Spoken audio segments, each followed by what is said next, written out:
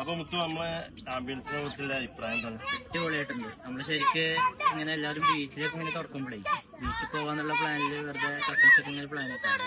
അതിന്റെ ഇടയിലാണ് നിങ്ങൾ വീഡിയോ കാണുന്നത്.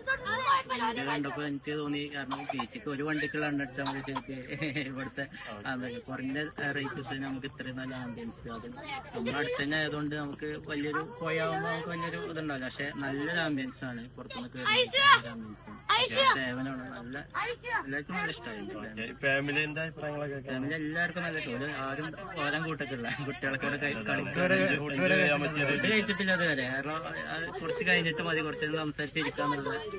നമ്മളിപ്പോ നിങ്ങളൊരു പൈസ ഈടാക്കുന്നുണ്ടെങ്കിൽ ആ പൈസ